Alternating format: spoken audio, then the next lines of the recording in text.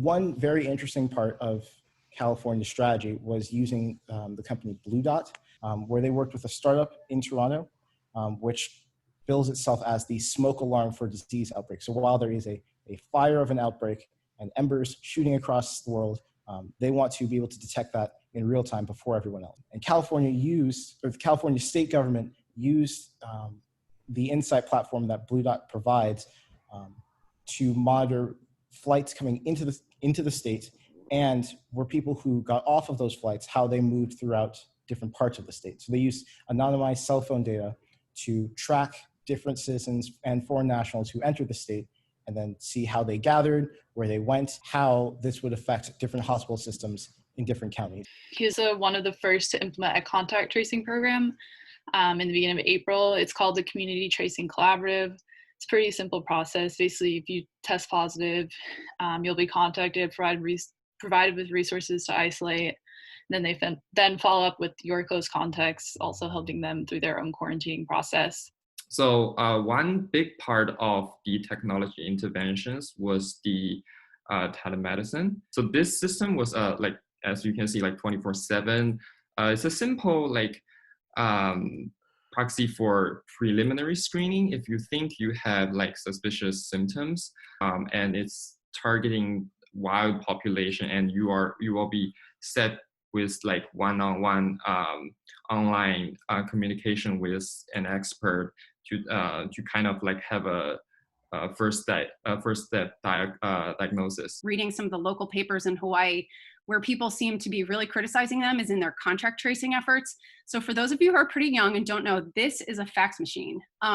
So their entire contact tracing effort relies on 2 fax machines, and some of them are occasionally, one or both of them is occasionally broken, which basically gets in the information from the doctors all over the state. And then they have a team, a process that's very inefficient, very manual, and utilizes a lot of outdated technology to go out and try to figure out who should quarantine and where do we need to be looking for. And the only major advancements they've made in the contact tracing program is that they've introduced these fillable online PDFs to report cases, just to kind of get away from the fax machines. But one article I read said they can't find enough R programmers to process them. So if anyone is looking for a job, they might want to consider going to Hawaii. Arizona Department of Health Services announced the launch of this hotline, which is the Arizona Search Line. This is a new service for hospitals aiming to ensure COVID-19 patients receive appropriate inpatient placement so that they can arrange the resources of different hospitals accordingly. And the next one is that the University of Arizona invented a device that seems to deliver the COVID-19 results in minutes. This is using a laser technology, but this haven't happened yet. And one of the very interesting key technical aspects of the Washington state that I really would like to talk about is their website.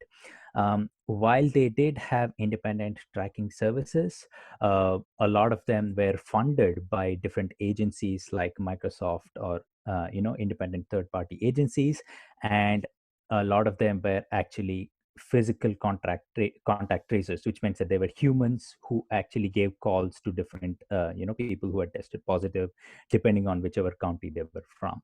Now, coming to the website, they actually have a dash. So they were one of the first few states to actually come up with an independent website, and this dashboard contains, as you can see, the current status, the epidemiologic curves, the cumulative counts, demographics, and everything. In terms of the use of technology, they really did not do very well there. They were one of the major flaws in their program was that they were reporting tests using fax machines. So first of all, there was a need for manual sorting of all these test reports coming in. Also, they were not full. So even if the contract traces, which are again manual, done manually, sometimes the information about phone numbers would be missing, or information about who that person came in contact would be missing. So it was a real mess.